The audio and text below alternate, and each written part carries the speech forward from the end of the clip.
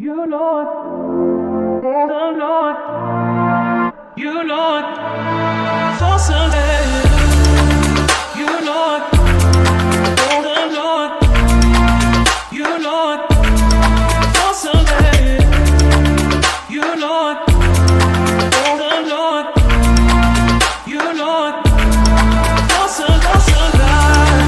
You Lord, the Lord, you Lord, for Sunday.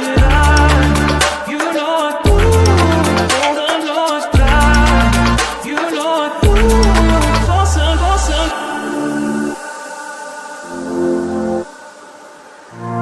for Sunday. You Lord, the Lord, you Lord, for Sunday. You Lord, the Lord, you Lord, for Sunday. You Lord, the Lord, you Lord, for Sunday. You Lord, the Lord, you Lord, for Sunday. Welcome back. Welcome back to Frontline Manor on the Rise. I'm your host, Kevin Stewart, Mr. Do-Right. If you did not know, bringing your questions straight to the source. And I'm going to keep that. I like that opening. Today I have Wayne Snyder with us. He is the Manor historian, and we are going to talk about. He has 4 short stories for Black History Month that he wants to Right, tell. right. And I will give the floor to you, sir. All right. Yeah, I figured since February is Black History Month Yeah. and February 2026 is the 100th anniversary of Black History Month, Yeah, that I didn't this would know be it. a good time to do a little Black History stories. I saw it in your email, and I was like, "Is it?" I Yep. didn't even know that. Yeah. So that's interesting. Google it. You'll find all stories everywhere about it. Okay. Yep, it is. Huh. And the Black History Month celebration for Manor is scheduled for the 27th. They do one every year. I don't know if you're familiar with that or not. Nope, I'm Ruth not. Biscoe does one every year. I've been to the last 2. They have them over at the St. John's Catholic Church over on Hill Lane over there. Okay. They hold it over there, and on her Facebook page, she's got it advertised already. So, but it's the last Friday of the month, the 27th. Okay. So, anyway, I thought this would be a good time to do a few. There are a lot of Maynard family that could fit into this category, but I Hmm. just picked 4 that 3 of them you may never have heard of. One of them I'm sure you have, but the 3 of them you probably haven't. So I thought it'd be a good idea or a good time to do a few of the people that are Black people involved in the history of Maynard. Okay. And 3 of them, the last name of the person is Maynard. So they definitely involved.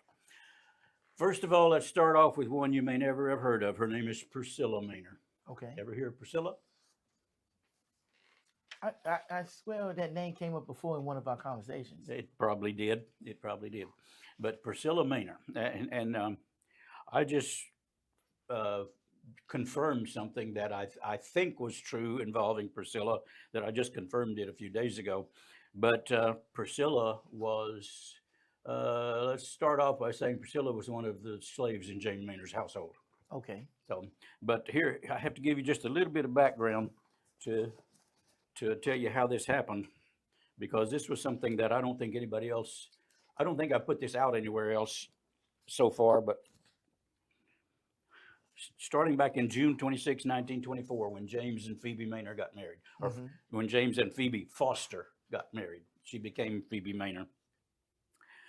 Phoebe's father was named John Foster, and when he wrote his will in 1835, Phoebe was, or this was in Columbia, Maury County, Tennessee. That's where John Foster lived. And I think about that, not long after that, Phoebe was also living in his household.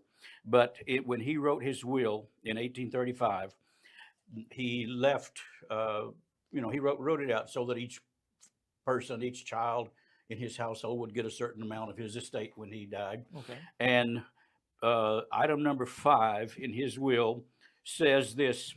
He said, I give to my daughter, Phoebe Manor, because by 1835, she was married to James Maynard already. So he said, I give to my daughter, Phoebe Manor, one Negro girl named Pris, Pris, one feather bed, one cow, and one calf to be hers forever.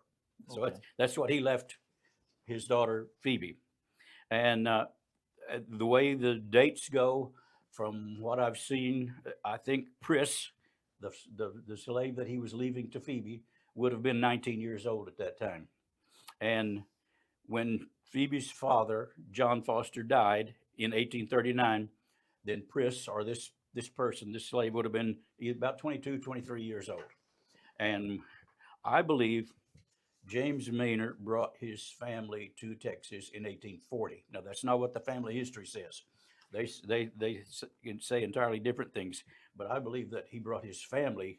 He came earlier, Hmm. but I believe he actually brought his family in 1840. And by this time, Pris, or as we're going to know her better as Priscilla, Okay. would have belonged to Phoebe Manor because her father had died, and Priscilla would now be in the possession of Phoebe Manor, and would probably have come to Texas with the James Manor family when he brought his family in Okay. 1840. And after the death of Phoebe Manor, she died March 12th, 1859. She was still fairly young. I mean, she was just 50 something years old. But after her death, the James Manor and a number of the other Manor family members wrote out a partition in 1860. In March of 1860, they made this legal partition that was written out, and they divided the slaves in the household among James Maynard's children. Okay. So that this is the way it would be from then on. And in that partition, one of James Maynard's daughters, who was 16 years old, her name was Lavina Henrietta Maynard, and she received as her portion, she received Priscilla, Priscilla's son Wayne, and Priscilla's granddaughter named Ellen. So that was her portion of the slaves that were divided to her. And according to the 1880 U.S. Census figures, Priscilla Maynard, who is listed in there, would have shows to have been born in Virginia. So that's the right part of the country. Virginia and Tennessee are right there together. So somehow she ended up with James Maynard's family and with the Maynard family in Tennessee. But so she was from Virginia, and other records that I've seen give a birth date for Priscilla Maynard as 1816. Okay. They don't give a day and a month, but they say the year she was born was 1816. And if that's true, that matches the date that's showing on the 1880 census. She would have been exactly that same age. Now, in July of 1860, I think I've mentioned this to you before, along with the census, the United States censuses that were done, they also did in 1850 and in 1860 what they called slave schedules, along with the census that were done. And in the 1860 slave schedule, which the slave schedules, when you look at them, they give the name of the person who owns the land or the family, or the head of the household, and then they list how many slaves belong to that person in either 1850 or 1860. And the thing is, the details of the census, it lists the age, the sex, and the color. It'll say black, or it'll say Negro, or it'll say mulatto, or any of those could fit in it, but they don't ever show the names. Okay. They just tell you how many slaves belong to that particular member of the family. And in the 1860 slave schedule, Lavina Henrietta Maynard is shown as having 3 slaves belonging to her. One is a 44-year-old female, one is a 5-year-old male, and one is a 3-year-old female. And I don't have any doubt whatsoever that was Priscilla, her son Wayne, and her granddaughter Ellen. All of those 3 belonged to James Maynard's daughter, Lavina Maynard. And until after Phoebe Maynard died in 1859, from 1859 until 1866, James Manor was raising his family by himself. He was a widower those years. Let's put it that way. And until he got married again in 1866, James Manor was a single father with at least 6 daughters in the household to raise. Okay. And that would be a handful for any man, I'm sure, with 6 daughters to raise. And uh, might add right there that a lot of the histories of Manor that you will see don't even mention this second marriage. They leave her out. For some reason. I don't know why it is, but the records are pretty clear if you start looking, because I've got the marriage certificate. I've got the information that shows who performed the ceremony and all those things. So he married again in 1866. He married a woman who was a widow. Her name was Missouri Burdett. She had been married previously to a guy named Newell Walton Burdett, and he died very young. So she was a widow, and James Manor was a widower, and they got married in 1866. But until that time, James Manor was raising those daughters all by himself. And it appears that Priscilla, who was still in the household, was a very valued, very respected helper to James Manor during that time in raising those children. Travis County deed records show that September 22nd, 1873, now this is, of course, after emancipation, 1873, James Manor gave 57-year-old Priscilla Manor the deed to a parcel of ground on what it would be called now Main Street in Manor. Okay. She was his former slave, and in part of that deed record reads like this. It says, "For and in consideration of the sum of $1 and the assistance she has rendered me in raising my family as my former servant, to me paid by Priscilla Manor," and then parentheses after her name it says freedwoman, indicating that she was a former slave, because that's deed records. You can look through lots of deed records during that time period, and anytime they show someone buying or selling or being given land who had been a former slave, it'll usually say either freedman or freedwoman right after their name. And after her name, it said freedwoman. And then the deed said, "I do sell, convey, and deliver unto Priscilla Manor, lot 1 of block 28 in downtown Manor." And in 2 other places in that same deed record, after Priscilla Manor's name, it has the letters FWC. Okay. And when you see those, it means free woman of color. Okay. And it lists that. So 3 times in that one deed record, she's referred to as his former slave by saying freed woman or free woman of color. And because he appreciated the help that she had given him during the years when he was not married, he ended up giving her. And this was, the town of Manor was only 1 year old at this time. Okay. So there were still lots and lots and lots of property that hadn't been sold that still belonged to James Manor. And he actually gave her 1 lot. And I don't know if I can, if I can tell you exactly where that was, but it was on Parson Street, on the whole old Highway 20 that runs through here now. And Can you go to the map? We still got the map up. no, if you still, I don't know until you go to it. yeah, it's not going to be on that one. It was, The other one? it's going to be further. No, it's going to be further down this way. Okay. It's going to be, well, from, yeah, it won't be on that one at all. That one's too far north. Okay.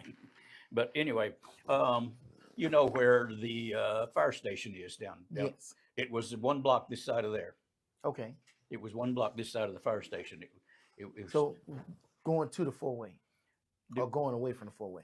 Is the fire station, police station across from on it? this side of the fire station, east of the fire station. Okay, gotcha. Yeah. If go to the intersection of Lexington and Parson where the red lights are, Mhm. go down 2 blocks. It was right there. Okay. It was. There's a food court also down there where the food trucks park in there and sell their Oh, stuff. in that little Yeah, tucked away and spot. it was a few houses on the other side of that food court, Okay. and that's the land he gave her, which was a pretty good location in the town of Manor, and he gave her that as her property for having helped him. Okay. And I don't know exactly what she did with the property or how long it took her to do something with the property, but the Sanborn fire insurance maps from 1905 do show a house on that location. And if you go through some of the Travis County tax records, Hmm. they show her son, Wayne Manor, owning that property at least through 1911. Oh, So, okay. so we know for sure that's exactly where the house was that she had been given the property, just because she was a valued slave in his household. Okay. So when you consider that the year was 1873, and that Priscilla Manor was a 57-year-old former slave, and according to the census records I've seen, it says she couldn't read nor write. So it was even a bigger deal that she would be given a lot on Main Street in downtown Manor. It just didn't happen that way usually. But Okay. he was very appreciative of what she had done for him. And you said that there was a house on the property, but the the lot is no longer in the family's name. No, I don't think it is. There was a house. There was not a house at the time he gave it to her. Right, So correct. they had to build a house at some point. But I've never been able to find any information exactly when the house might have been built or anything. But we know that there was. And that's a feat in itself too, that she had nothing, couldn't read or write, and was able to build a house on that land. Yeah. So At some point, a house got built while she owned the property. At some point, a house got built on the land, because you can go back through some of the early 1900s, or late 1800s, early 1900s records and find that her son, Wayne Manor, was the owner of the house. Okay. So there was a house built on it at some time, and it stayed in the Manor family. It may have been longer than 1911, but I don't know. I've just been able to find records up through 1911 that her son still owned it. okay. And we'll see in a little while that don't pull it up yet, but that deed record that death record that we show on there, he Mhm. died in 1928, so he may have owned it even longer than 1911. Okay. So anyway, that's Priscilla Manor. Okay. Next one you probably are even more aware of if I say Carrie Manor. Yes, she was involved with the vocational school, correct? No. No. Okay. She in a roundabout way, yes, but Okay. not directly. Her maiden name was Carrie Conley, and you've got that first picture with her name Carrie Maynard on it.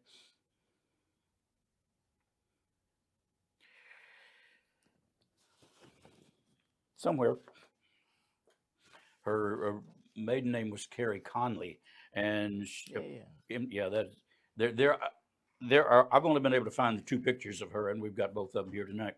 But I've only been able to find two pictures of her anywhere, online anywhere. Let's put it that way. Okay. She was born October 9th, 1912 in Livingston, Texas, which is in Polk County, Livingston is about 75 miles north of Houston. Okay. So that's where she was born. I don't know how long she stayed there. I don't know how long it was before she came to either Manor or to Austin or somewhere in this general area she came. But she was born in 1912, and there's not a lot known about her marriages. We know she was married twice. We know that she was married to her first marriage was to a guy named Willie James Matthew Manor. Okay. So he had three first names and then the last name, Willie James Matthew Manor. Okay. And he was born either in 1910 or 1912, depending on what you believe. I've seen both dates as to when he was born, but he was born in Manor. So, but most of the time he just went by Willie Manor. You sometimes see Willie J.M. Manor, but most of the times he's just referred to as Willie Manor. But I don't know exactly when they got married. I couldn't find that anywhere, but I believe fairly certain I'm right when I say it had to be after 1940. Okay. The reason I say that is because Willie Manor's draft registration card for World War II is online, and it's dated 1940. And when you look at the information on his draft registration card, the next of kin he lists is his sister. Okay. So if he was married, you think he would not have listed his sister Right. as his next of kin. So his sister is listed, and that's 1940. So I'm sure that Carrie Conley and Willie Manor got married sometime after 1940, but I haven't been able to find a date on it. Keep going. Don't stop. Yeah, Keep going. Willie died March 24th, 1983, and was buried in the Park Springs Cemetery. Park Springs Cemetery is the one out past. Damn, I'm trying to. I can't.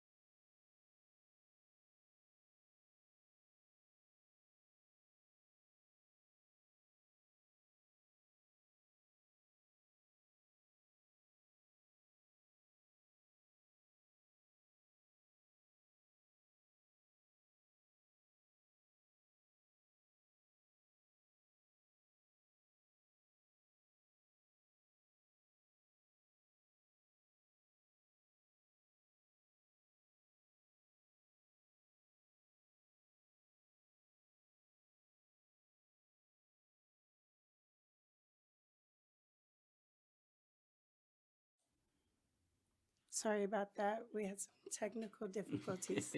Let's Okay, continue. as I said, Carrie Conley had married had married Willie Manor sometime after 1940, and he died in 1978 and was buried in the Park Springs Cemetery, which is the one out close to where I live, out about 5 miles out of Manor, where all black people around the area were buried in that Park Springs Cemetery, at least up until that time. Then Carrie Manor married again. She married a guy named Thomas Pollard, and a lot of times when you hear her name mentioned more recently, they will call her Carrie Manor Pollard instead of just Carrie Manor. But at some point, after she married Thomas Pollard, that was the marriage record books show that. Well, I did. Yeah, January 1st, 1979 was when she married Thomas Pollard, and he died March 24th, 1983. So she only was married to him 4 years when he died, and he also was buried in the Park Springs Cemetery. Uh, According to information I've seen, Thomas Pollard was a house painter and a wallpaper hanger, and later he was the man who ran a place called the House of Blue Lights in Manor. Okay. You might guess what kind of place the House of Blue Lights were. I would say it would be a little night spot. Yeah, club. a little bar of some kind. There were two places in Manor. One was called House of Blue Lights, and one was called Blue Front Bar. Okay. They were both open at the same time, and you can go right up here on Lexington to where Fred Nunn has his place. Right. They were right in that area. Okay, not the same building, but in the same area. I don't know if it's the same building or not. Okay, because I'd be interested in the history of that building. Yeah, well, it may be or not. I don't know, but I haven't been able to find anything. But the other one is completely gone. It's not there anymore. Okay. But the house, he was supposedly Carrie Manor's second husband, Thomas Pollard, was the proprietor of the House of Blue Lights in Manor, and you can find that online.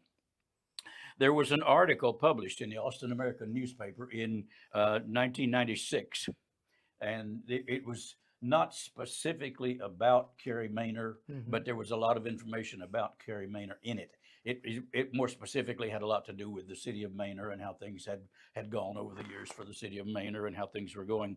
But a lot of the information was gathered from Carrie Manor Pollard, and the one the article, the writer said Pollard remembers moving to town in 1952.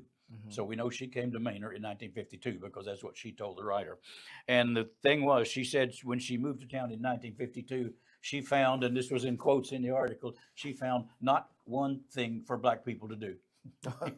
That's the way she described it. So Carrie Manor started a young people's center in her house. Okay. And she organized a bunch of other women to sell eggs to raise money to keep the center going. And she kept it going and expanded the services over the years. And that eventually turned into what was called the East Rural Neighborhood Association. And Carrie Manor was the chairperson that handled the East Rural Neighborhood Association. And at a later date, it changed into the Manor Community Foundation. And she was very influential in getting that up and going and running also. And this was a lot of it was started out of her house, and she lived in block 15 of the town of Manor. And the East Rural Neighborhood Association and the Manor Community Foundation ended up over the years buying lots 1, 2, 3, and 4 in block 15.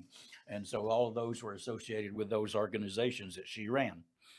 There's an article in 1981 that shows she was the chairperson of the East Rural Neighborhood Association.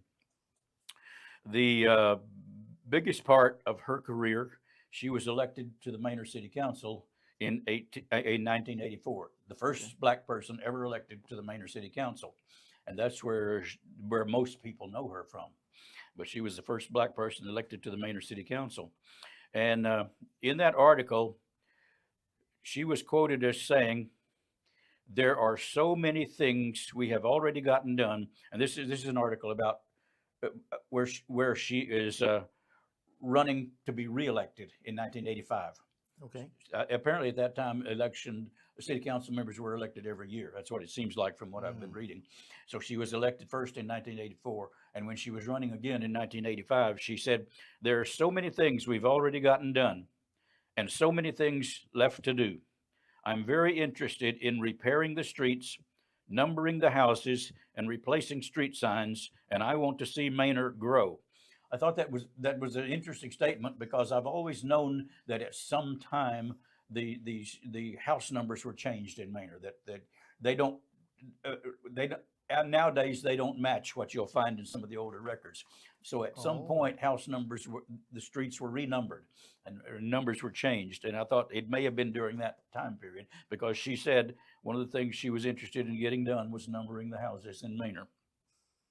She said, "If the people as a whole would get together and work for one cause, helping each and every one in Manor and not just for themselves, Manor would be a wonderful little country town to live in. Manor is behind, and for the last few years, we've been trying to get people behind development. And that's why it's been so hard. If they would just put their complaints before the city council instead of staying at home, if we could just get people involved." Why Don't does that this sound familiar? Yeah, that sounds like history repeating itself, don't it? Doesn't that sound familiar that people are saying that today? And she's saying that, she said that in 84. 84 and 85, yeah. Did she get reelected in 85? Yes, she was reelected in 85. And in 85 is when they did the deal with Capital Metro. That's it. Yep. 85. Yep. Wow. Yep. The 1% deal. 1%. Oh, yeah. Just to touch on that, because I can't let y'all forget about this.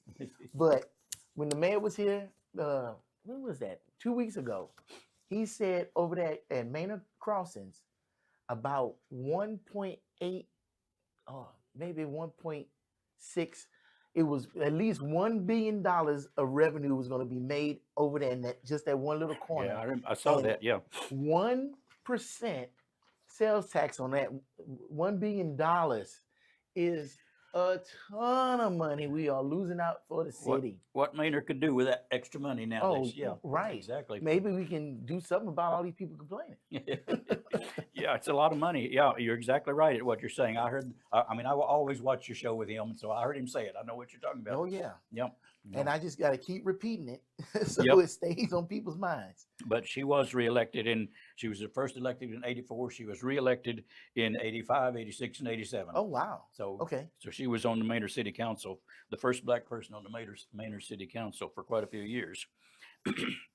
In that 1996 article, um, it said Mrs. Manor has played a central part of the Manor City Council for several years, and then they quoted her as saying, "We had a real cooperative group. We haven't had any disagreements among the council members at all." Now that's in '85. She Mhm. said we haven't had any disagreements among the council members at all. Keep that in mind. Okay. The writer of the article goes on to say, I asked her about police protection in Manor and whether she thought there was a need for some form of local police control. Or And like a police department at all. yeah, no, Oh, Manor had wow. no police department at all at It that was point. just patrolled by Travis County. She explains it. She said Okay. that the topic had been discussed in the town meetings, but that the cost was prohibitive. And besides, the county sheriff's department was able to respond to calls promptly.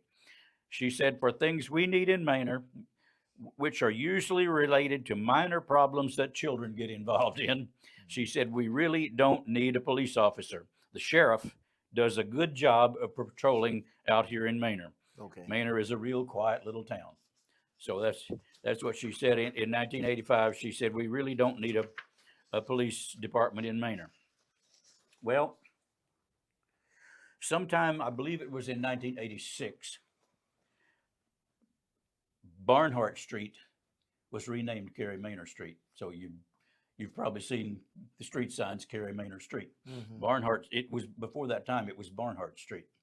And I think it was probably named after a man named Joseph Barnhart.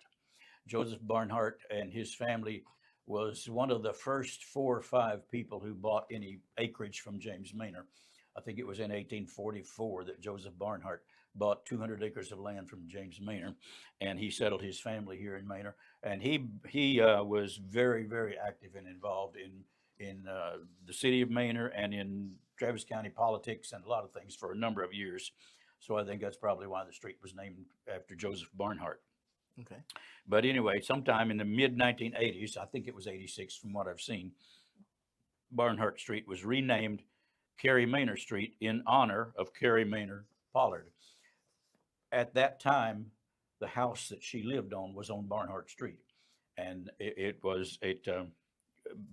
became known as it's Carey Manor Street because of what her time on the city council and what she thinks she had been able to get done. So they renamed it in her honor.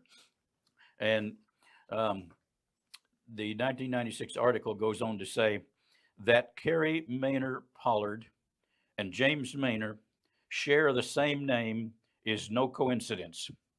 The ancestors of Pollard's late husband, Willie Manor, belonged to the James Manor family. So she's saying her first husband's ancestors were part of the slaves in James Manor's family. Oh, okay.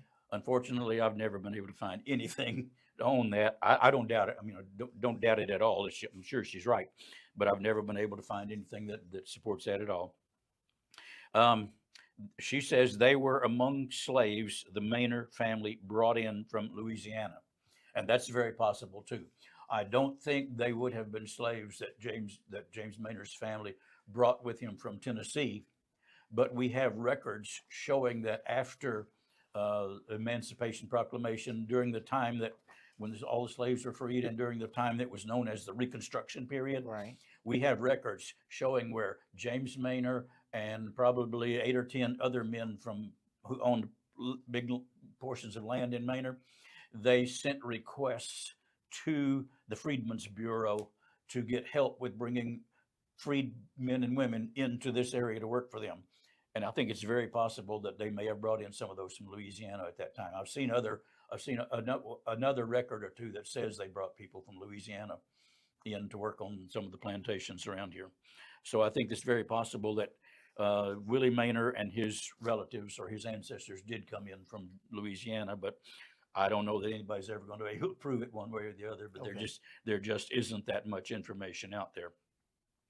And anyway, she went on to say that while James B. Manor is honored as the founder of the town, the first of the black Manors, Henry Manor, is accorded little recognition for his part in building and settling Manor. And although the date and circumstances of Henry Manor's arrival isn't known, county records show he bought land in that area or in this area in 1873. So Henry Manor was we don't know exactly how he came, but I think I may have figured out where he came from. So, but at this point in this article, she said little is known about where he came from. But we do know that he bought land in this area in 1873. And she went on to say, or the writer of the article put it this way: to Carrie Manor Pollard, the omission of Henry Manor and other slaves who helped to build the town is wrong. She said, when I was on the city council, I asked why Henry Manor was not remembered as a founder of the town. And the answer from her colleagues on the city council, there were 5 members of the city council at that time. She said the answer from her colleagues was a puzzlement at her question. They didn't understand why she was asking why Henry Manor wasn't remembered as a founder of the town of Manor. And they responded in response to her question, they said, why? You should know why. They said the black man didn't get credit because they, meaning the other Manor family members, were all white. So they said that only the white Manor families were given credit for his founding of the town, and that's true. They, except for Priscilla Manor, you really don't hear about any of the other Manor family members, even though there were lots of people who took the last name of Manor because they were slaves in the household. Okay. And there were lots of them. But she said they didn't get credit for that reason. And it's sad that's true, but it is, I would imagine. In the 1996 article, she is also quoted as saying, whites are still buried in the Manor Cemetery. This is in 1996. Whites are still buried in the Manor Cemetery where James Manor lies, and blacks are still buried out in the country at the Park Springs Cemetery. And that was absolutely true at that time in 1996. All of the black people were being buried out in the Park Springs Cemetery. And Carrie Manor Pollard died in 2004 at the age of 91, and she was the first black person buried in the Manor Cemetery. Wow. So she got it changed. And then a few years later in 2011, her mother, Maud Taylor, was also buried in the Manor Cemetery. So she got it changed to where that didn't have to happen anymore. The house where Carrie Manor lived was on, it was listed at 408 East Carrie Manor Street is the address of the house now. And that house where Carrie Manor lived was purchased by the city of Manor in February of last year. Okay. So the city of Manor now owns the house where Carrie Manor lived. So is there a plan to make it a historical landmark or something? I don't know yet. I don't think they've decided. I heard the mayor mention one time, we've just purchased a property, but we haven't decided what we're going to do with it. He didn't say where it was, but he may have been talking about that house. Okay. Because that was just February of 2025 when they bought the house. Oh, so with the statement that you made about not being one of the founders of the city, you think that's something that's going to change here in the future? I doubt it, because I just don't think there's going to be enough information Okay. available anywhere to do anything with it. But when the historical marker for the Clayton Vocational Institute was installed in 1984, and you've got the picture here, if you can show the picture of Carrie Manor standing in front of her house. When the historical marker for the Clayton Vocational Institute was installed in 1984, it was put up at her house. You can see it on the corner of the house over here on the left-hand side. Right. That's the historical marker for the Clayton Vocational Institute. The reason they put it there was because according to the documents that were submitted for the historical marker, and I've got all those. I requested them one day, and the Texas Historical Mission sent them all to me. But it says in those documents that they were placing the historical marker between the two different locations for the Clayton Vocational Institute. The original school was located a block from where her house was, a block south of where her house was. And then the final location of the Clayton Vocational Institute was about 6 or 7 blocks over to the west. So in order to put but they didn't know anything was left of the school at that time. So when they put up the historical marker, they were just sort of putting it between the two different schools, and she just happened to live between the two different schools, so they put it up in front of her house. Okay. It was taken down at one point, and there are pictures of several years later where you see the historical marker has been put up again, but it's out at the sidewalk in front of her house. It's not right at the corner of her house anymore. Okay. And then if the city makes her house a landmark, then it'll get a second one. Do what? If the city makes her house a landmark. Oh, yeah, it's very possible, Okay. entirely possible. But in 2017, they moved the historical marker for the Clayton Vocational Institute and put it over where it is today in front of the what Old used to be the library? Manor Library. Yeah. Right. Because that's all that's left of the old Clayton Vocational Institute school. So they moved it over there in 2017, which is where it really should be. And I'm sure they figured that out. So anyway, that's the story of Carrie Manor. Now, one of the people she mentioned that she said should be remembered as the town founder, Henry Manor. And the writer of the article said that we don't know a whole lot about where Henry Manor came from. We don't know much about his background, how he got here, but we know that he bought land in the area in 1873. I'm going to say that's partially right. Okay. And you'll see what I'm talking about in just a moment. But I'm going to say he attempted to buy land in the area in 1873. But Carrie Manor said she thought he should be given credit as one of the town founders. The 1996 article says the date and circumstances of his arrival here are not known. I went back and did some looking, and there are some records that show a Henry Manor who was born in Tennessee. Remember, James Manor's family came from Tennessee. Right. They show a Henry Manor who was born in Tennessee. When James Manor's father, who was named Mills Manor, wrote out his will in 1848. He wrote out the will in May of 1848, and he gave, I think he owned 29 slaves at that time, is what I remember, and he gave 1/9 of the slaves to each of his 7 children and 2 grandchildren. He divided the slaves. Each of his 7 children and 2 grandchildren got 1/9 of the number of slaves he had. Okay. And when he died in November of 1848, he died only about 6-7 months after he wrote out his will. So I doubt that anything had changed in the number of slaves that were being owned at that time. But when his estate was inventoried, there were I think it was 3 men that were appointed by the court to make an even division among the slaves of his estate. And item number 3 in the document where they made the division and presented their information to the courts, item number 3 of the document said, "We find James Manor charged with $899.74 of advancements made by the testator in his lifetime." In other words, Mills Manor had already given James Manor something valued at $899.74. So they were going to subtract that from the amount that he was still owed. If he was to get 1/9 of the property, they were going to subtract that $899 from what he was still owed.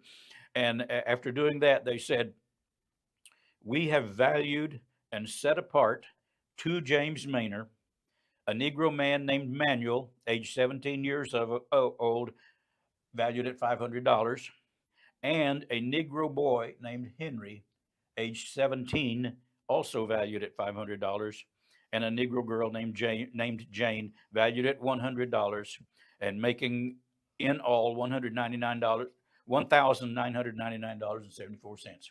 They had figured out that each one of the nine uh, people who were inheriting it should get a value of $1,999.74 worth of slaves or whatever it was they were getting.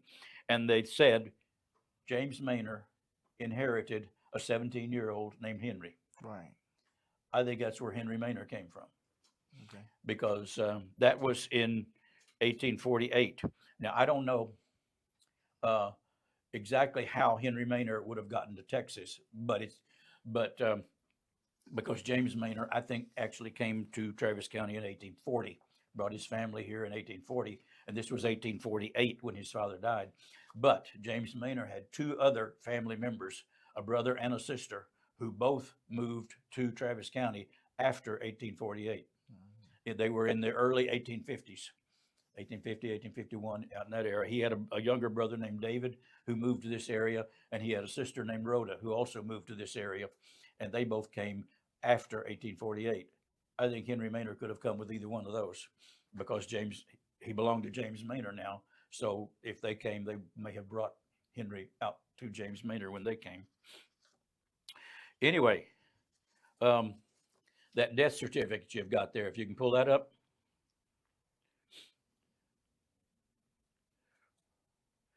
This death certificate is for Wayne Manor, Priscilla's son, Wayne Manor. This is not from 1928. Wayne Manor died in 1928. And if you notice down here where it says name of father and name of mother, Yes. name of father is Henry Manor, name of Yes. mother is Priscilla Manor. Yes. So it appears that Priscilla Manor was married to Henry Manor. So that was her first marriage. Yeah. Okay. That's exactly what it seems. So apparently that's Henry Manor was at some point brought from Tennessee to Texas and was married to Priscilla, and was the father of Wayne Manor. It says on line 17, I hereby certify that I attended deceased Yeah. from January 10th, Yeah, January 1928. 10th, 1928 to July 11th, 1928. What does that mean? Yeah, that's the doctor saying how long he had been dealing with Wayne Manor, how long he had seen him as a patient. I got Yeah, you. that's the doctor's writing. That the doctor wrote that in there. That was Dr. B. Upright that I said up there in the top right-hand corner. Okay. Yeah, he wrote those in there, and it says the cause of death, myocarditis, probably a heart attack. Huh. And Okay. and so Wayne Manor was buried also in the Park Springs Cemetery. I don't know for sure because Henry Manor was buried in the Park Springs Cemetery, but we don't know for sure where Priscilla Manor was. But my guess would be she's buried in the Park Springs Cemetery. But there are lots and lots and lots of graves in the Park Springs Cemetery that have not been identified recently, and they are all just covered with brush and trees and everything. So they're working hard to get it cleared out. But I would bet that Priscilla Manor is going to be found in the Park Springs Cemetery also. Okay. Anyway, I think that's where Henry Manor came from. I think he came from Tennessee because he belonged to James Manor, and at some point he was brought out here with maybe another family member. Now, what I said was, Carrie Manor said, or the writer of the article talking about with Carrie Manor said that Henry Manor is known to have purchased land in this area in 1873. And I said, that's partially correct. I think he attempted to purchase land, and I'll show you why I say that. I have dates and times of deed records involving Henry Manor. The first one was January 10th of 1873. And it says, Henry Manor purchased 66.5 acres of land from a guy named Henry Seibel, paid $700, or let's say the purchase price was $700. He purchased, the land was part of the J.C. Brooks survey, and Henry Manor was supposed to have given $150 cash in gold coins down on the property, and then 2 notes that he signed for $275 each that would be paid in 1874 and in 1875. So we know that he signed a deed record for 66.5 acres of land in 1873. The writer was right, 1873. February 21st of 1876, 3 years later, a company named Wheeler and Wilson Manufacturing Company, and I still haven't figured this one out exactly. I haven't been able to find any information that tells me any details on this, but Wheeler and Wilson Manufacturing Company, who made sewing machines, Mm-hmm. sued Henry Manor for $656.94 that he owed them. Now, what he owed them, I don't know. How he owed them $656.94, I don't know. But it says he did. They sued Henry Manor for that amount of property. And the jury found in favor of Wheeler and Wilson Wow. and placed a lien on the 66.5 acres of land that Henry Manor had signed the deed for 3 years earlier. And because Henry Manor could not pay what he owed Wheeler and Wilson, the land was ordered to be sold to the highest bidder in order to pay the judgment that he owed. And the record for that says that any payment over and above the amount of $656, any above that would go to Henry Manor because he would get the overage. Right. Well, the case was postponed 3 different times from February of 1875 to allow Henry Manor to amend his case for some reason, but they don't give the details of exactly what that meant. But then in February of 1878, the Travis County Sheriff sold Henry Manor's 66.5 acres of land to a man named J. Amory Knox. Mr. Knox paid $33.25 for the land. So there was no 66 extra, acres. no extra money to go to Henry There Manor. was not even enough money to pay off the Nope, lawsuit. but that's all they got out of it. And Wow. but And that's the highest bidder. he was the highest bidder. You know what that sounds like? That other story you told me with the vocational school, and he bought all that property, and then they came in and bought it for like $1. Yeah. You're exactly right about that. They did. But anyway, the sheriff sold the land. So I say Henry Manor attempted to, or thought he was purchasing 66.5 acres of land, Mhm. and then he lost it in a lawsuit, Man, and it was taken away from I him. would love to find out what that lawsuit was I would about. too, but I haven't been able to find it. I've looked and looked, and I can't find the details of it. Because you said there was a sewing machine company. That's what it says. I would love to figure that out. I would like to know how he owed the sewing machine company $656. Was that sewing machine company based here? No, they were all over the country. Okay. They had locations all over the country. Unless he was supposed to be So- selling them, and he So was a yeah, salesman. so they probably had a location in the Austin area, Ah. but I don't know. They had locations all over the states. So Because so I that don't- sounded like inventory. It- And they couldn't get it back, so now they wanted their money back. could be. I don't know. He might have been a door-to-door Yeah. sewing machine salesman. Who knows? I- Anyway, moving along to 1882. Mm-hmm. Henry Manor purchased 40 acres of land from a man named R.A. Rutherford. The price was $600, and Henry Manor was supposed to pay $200 on January the 1st of 1883, $200 on January 1st, 1884, and $200 more on January 1st of 1885. Wow, that's pretty generous. So that's 1882. In 1886, there were taxes due on the property that Henry Manor couldn't pay. You got an idea how this is going to go? Yeah, he's going to end up losing that property behind and Ta- not paying the taxes. In 1886, he owed taxes of $8.75. Apparently, Henry Manor couldn't pay the taxes of $8.75. So the tax collector, Travis County tax collector, confiscated the land and sold it to a man named J.C. Maxwell, who paid $8.75 for the taxes and $5.75 for court costs and for filing the deed. So J.C. Maxwell paid $14.50 for the land. For $500 something worth of land. $600. For $600, he paid $14.50. So, lightning strikes in a spot once, okay. It strikes twice, man, something's going on. It strikes 3 times, there's something going on. Yeah, and I there's a couple more things here that I still Okay. haven't been able to exactly figure them out. because they don't give enough detail to tell you how this happened. But we know that in 1889, this is 3 years later, the 40 acres of land that we've just been talking about, there was another deed drawn up to where the Henry Manor deeded this land 1/3 back to R.A. Rutherford that he had purchased it from, and 2/3 to a woman named Joanna Eyth, Eyth, in return for them canceling the 3 notes that he had signed. And so I don't know exactly how that worked, but all 3 of the promissory notes got canceled and he deeded the land back over to them. But the thing was, it was 3 years after the tax sale. Wow. So I don't know exactly how that came to be. They don't give the details. But then the other thing is that also in 1889, and this was in July of 1889, the 66.5 acres of land that he had already lost when the sheriff sold it, there was a lawsuit filed by 4 people.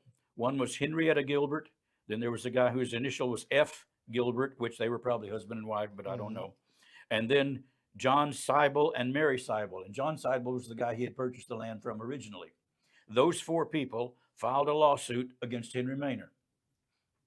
Henry Manor failed to appear in court, and it appears from the way that the record reads, Henry Manor may have still been living on the land and had never given up possession of the property, because in that lawsuit, we know that J.A. Knox, who was part of the Wheeler and Wilson lawsuit and had bought the property for $33, we know that he sold it later on to a guy named James Best.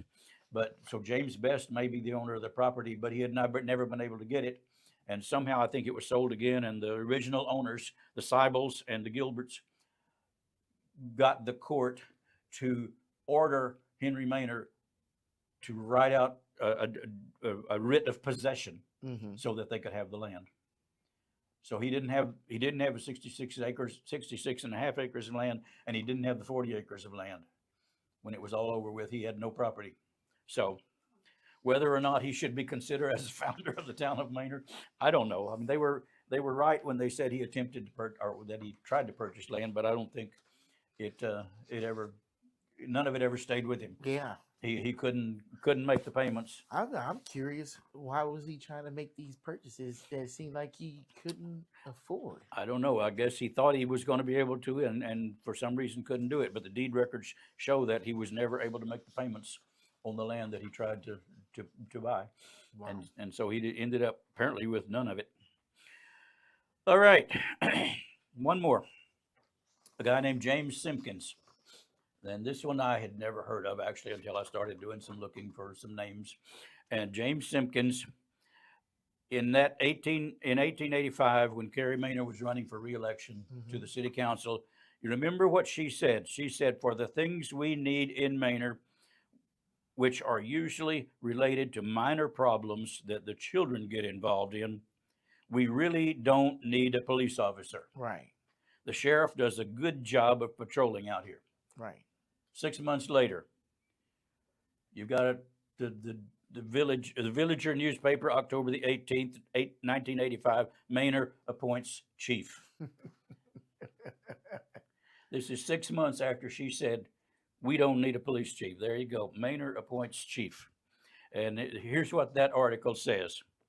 The city of Manor has established a police force by hiring James Simpkins as chief of police. Simpkins, who will assume his new duties as of November 1st, is currently employed in the constable's office of Precinct 1. He will be able to hire 1 patrolman to assist him in operation of the new department. The 2 new Manor City employees will add to the current 6-member city staff, which includes 2 clerical workers and 4 water department workers.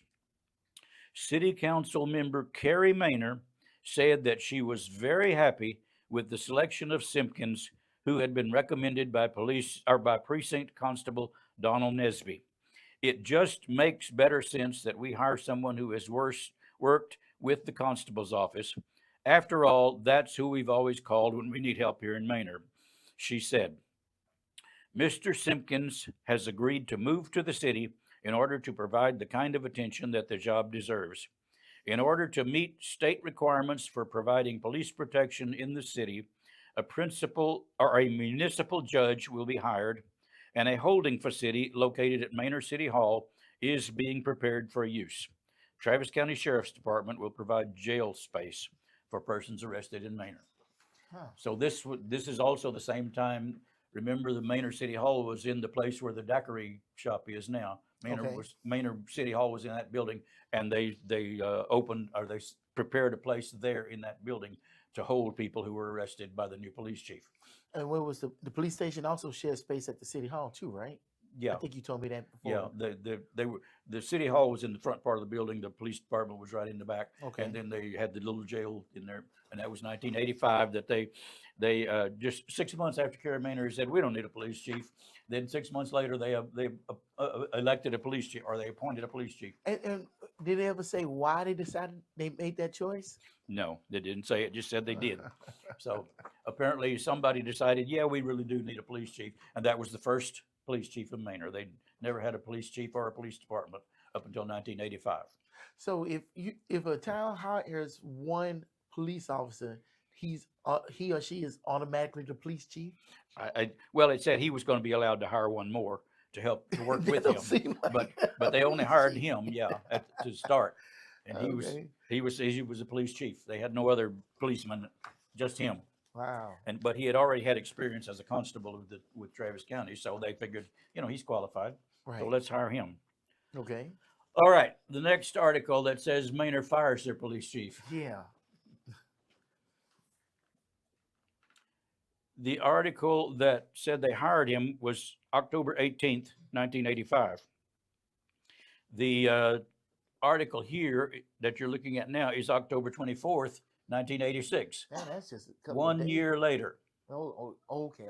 85 to 86. 85, 86. 1 year later, and here's what this article says.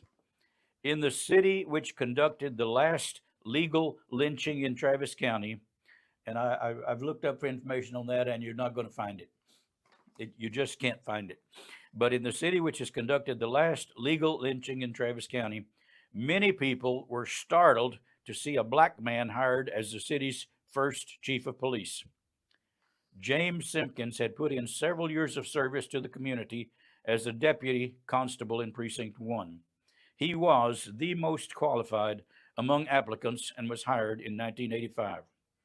The City Council of Manor specifically hired its first set of police officers along racial lines because they felt that the city, with its tri-ethnic population, worked best representationally. In other words, they had whites, they had blacks, they had Hispanics. Tri-ethnic is what I'm sure that's what they're saying when they say tri-ethnic.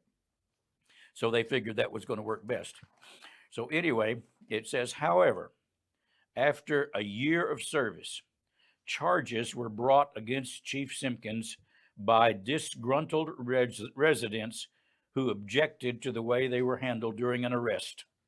More accusations began being hurled about concerning the use of city property on the chief's personal vehicle, which he used in the performance of his job. So they didn't have police cars. He was using his own vehicle. Individuals in the city administration and on the council who were interested in seeing the chief of police removed forced a vote of no confidence in the October regular meeting. 2 votes called for Simpkins' resignation, 2 votes abstained, and 1 vote was against the resolution. Undeterred, the City of Manor administration called a special meeting Monday, October 20th. A reporter contacted 3 individual council members on the day of the meeting, and 2 of those refused to comment and denied any knowledge of the calling of the special meeting. City Administrator Mike Bamer indicated that the meeting agenda was posted on the door of City Hall in the usual manner and that he would deliver agendas to all the council members. The special meeting, lasted only 10 minutes with the reading of a resolution requiring a 2/3 approval, and the vote was 4-1. And a large crowd of Manor residents gathered to witness the event.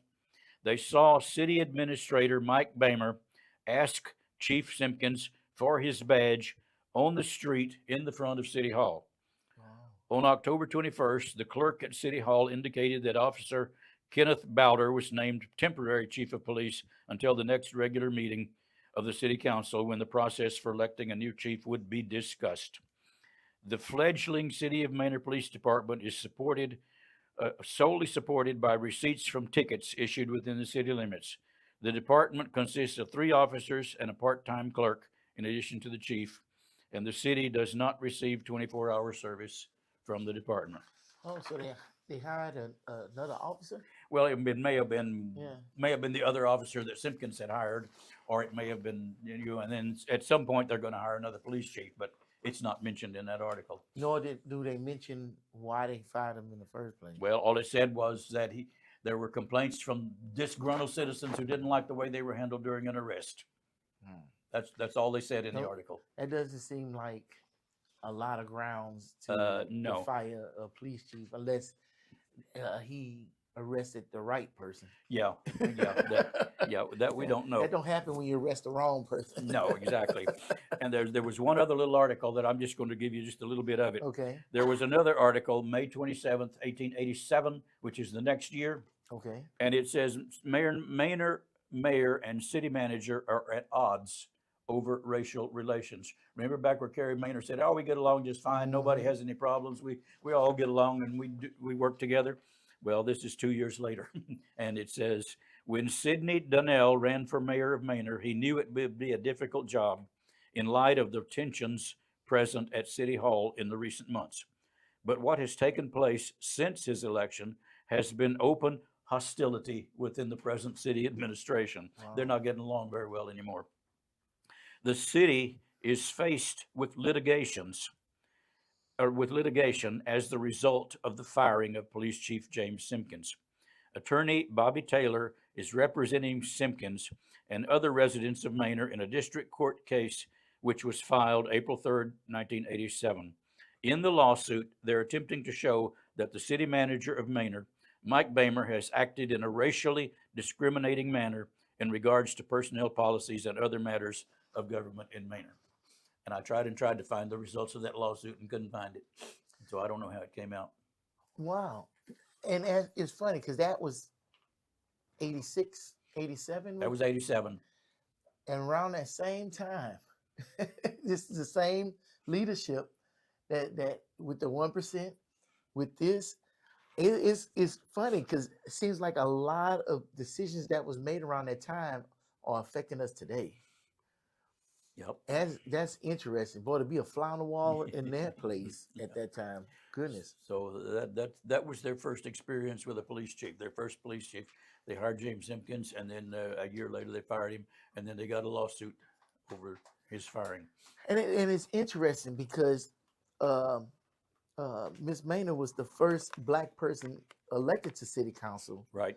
So for them to hire a Black police chief seems kind of weird, especially with that starting statement to that article. Yeah. Which is interesting that reporter would start the article like that, but then didn't back it up with any kind of like, what are you basing this on?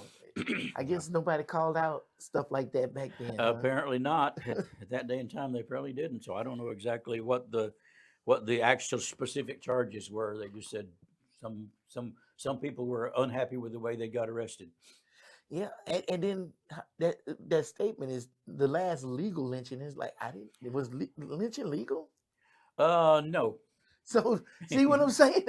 That whole thing is a loaded statement. Well, I tried to find more on that last legal lynching, and right.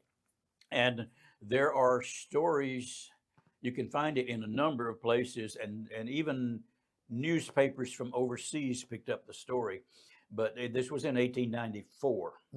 There were three Black people who were, I would say, lynched. But the whole story was that there was a Black woman who was a nurse for a white family, and none of the articles, you can find it again and again and again and again in newspaper articles, none of them say what town it was in. But the articles all say a town about 30 miles from Austin. That's all they say.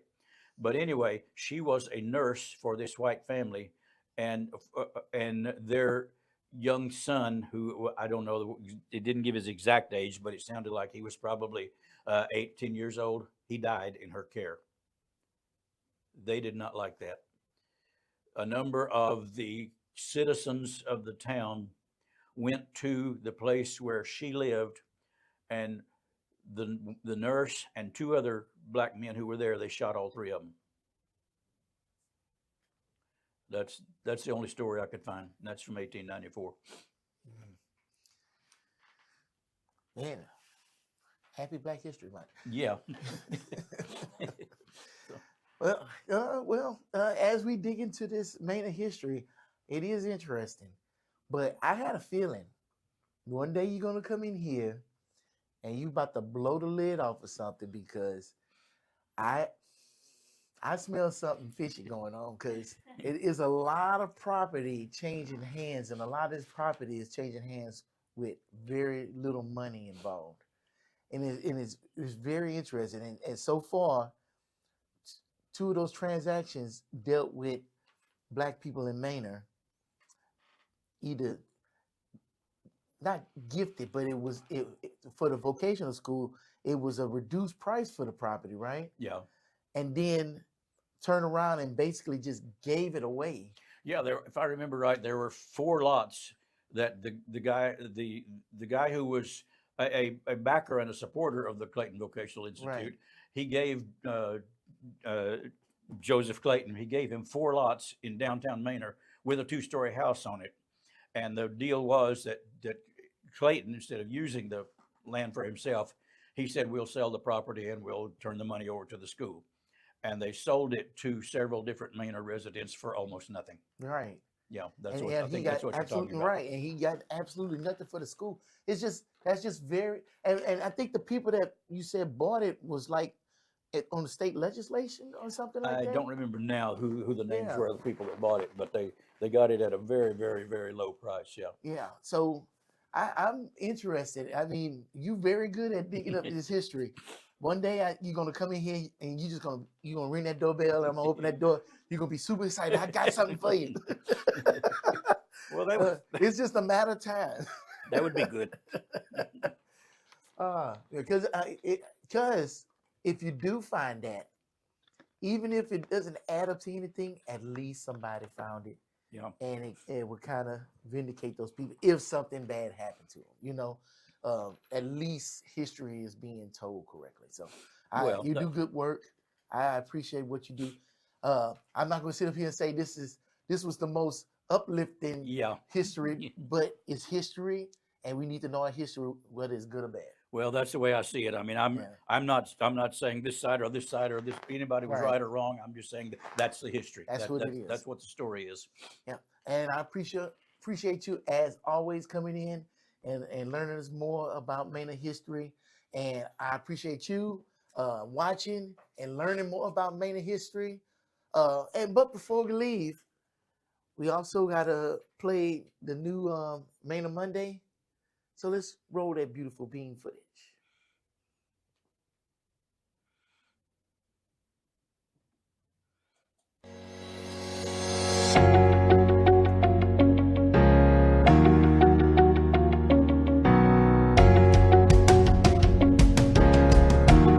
Hey Manor, welcome back to Meet Manor Mondays, where we keep Manor informed and connected. To start things off, let's get into this week's city updates. The residential trash collection schedule and zoning information for trash pickup have recently been updated. If you are ever unsure about your collection day or service area, you can find the most up-to-date information on the City of Manor website on our Solid Waste Services page under collection schedules. And now we have Stephanie joining us today to discuss the opportunities we have for our city events. We're excited to announce that we are now accepting vendors for our Manor Easter Extravaganza event on Saturday, March 28th from 11 a.m. to 3 p.m. at East Manor Development. This fun-filled event will include our traditional kids Easter egg hunt, family-friendly activities, teen activities, a petting zoo, face painting, local vendors, and so much more. It's a great opportunity to connect with the community and be a part of a festive spring celebration. If you're interested in being a vendor, please email me, the Community Engagements Coordinator, or the City of Manor Events team for an application. Email addresses and additional information can be found on the City of Manor website. We look forward to celebrating Easter with our community and hopefully with you as one of our vendors. Thank you, Stephanie. And to all the businesses out there, this is a great opportunity to get involved in our community. So make sure you sign up. Now, let's jump into a quick recap from the January 21st City Council meeting, where City Council discussed several key items that impact our community. One of the biggest highlights from this meeting was Council's approval of a resolution supporting 3 major Travis County roadway improvement projects: the Howard Lane Extension, the Wells Branch Parkway Corridor Plan, and the Taylor Lane, Parsons, and Old Kimbrough Corridor Plan. This is especially significant because the 2028 through 2031 Campo Call for Projects marks the first time the City of Manor has submitted 6 transportation projects for consideration. These efforts reflect the strong working relationship the city has built with TxDOT and CTRMA and position Manor well for future transportation funding. Council also discussed development and zoning items, including consideration of a special use permit for a potential medical office within the Las Entradas North Public Improvement District. As part of this process, Council will be evaluating the community's need for additional medical specialty services, as well as opportunities for new commercial and retail businesses looking to expand operations here in Manor. In terms of more immediate impacts, the roadway resolution is a major step forward in identifying the city's long-term transportation planning and development needs. With Travis County taking the lead on submitting these projects, our development services and economic development teams will be better positioned to promote and market developable land along these planned corridors for future industrial and commercial projects. Council also approved several partnerships and agreements, including the Lexipol agreement for the police department. This agreement gives officers access to best practice law enforcement policies and procedures, helping ensure services are delivered effectively, efficiently, and consistently for Manor residents and visitors. Looking ahead, residents should stay engaged as Council continues to support the city's 2028 to 2031 Campo Call for Project submission. These projects will play an important role in planning future capital improvements and determining how resources may be allocated for early phases of multi-year transportation projects. These include improvements along Johnson Road, Tower and Suncrest, Gregg Lane, Old Kimbrough Road, new bridge and roadway connections near Shadow Glen, and the widening of the old Highway 20 bridge over Wilbarger Creek. If you'd like to dive deeper, the full agenda and meeting video are available online on our City Council page. Now it's time for our Frontline Manor segment, where we bring your questions directly to the city staff and partners working on them. Joining us this week is Scott Jones, Economic Development Director, answering resident questions about the future of Manor's new public library. Let's take a look. You know it, the Lord, you know it, so someday. Welcome to Frontline Manor. I'm your host, Kevin Stewart. Mr. Durrett, if you did not know, bringing your questions straight to the source. And today we have Mr. Scott Jones, the Economic Development Director of Manor. How you doing, sir? I'm doing very well. So my first question from the citizens is, when can we expect construction to start on the new library? The City Hall Library building is planned to start construction if we get all the programming and construction plans complete on time in around December of 2026. That's the current estimated plan. We have quite a long way to go in that planning construction document process, but that's the plan as we see it right now. Okay. And how could citizens be a part of this planning process? They can contact the city, and they can contact Ashlyn Taylor through our communications department to give their input, and we'd feel free to do so and contact us with any ideas they may have, because there are a lot of programs in the library and a lot of spaces that are designed for flexible community engagement and input for different programs, and we're going to have a lot of different possibilities for different programs. The whole library is community involved. It's got a lot of spaces that are going to be flexible spaces. They're going to have movable walls and things that are going to be present opportunities for different types of uses. And so they can be changed at any time, and we're going to be able to add different uses as we go. So it's going to be a work in progress. Well, thank you for joining us today, sir. And I thank you for joining us. This is Frontline Manor, and until next time, peace. You know it. The Lord's God. You know it. Thank you, Mr. Jones, for taking the time to answer those questions and help keep our residents informed. At the end of this month, we'll have our Impact Manor website fully updated, and you could submit your ideas for our development projects in Manor. Your feedback always helps guide our city services. That concludes this episode of Meet Manor Mondays. Thanks for tuning in, Manor, and don't forget to submit your questions, comments, and concerns through our online form. We'll see you next Monday.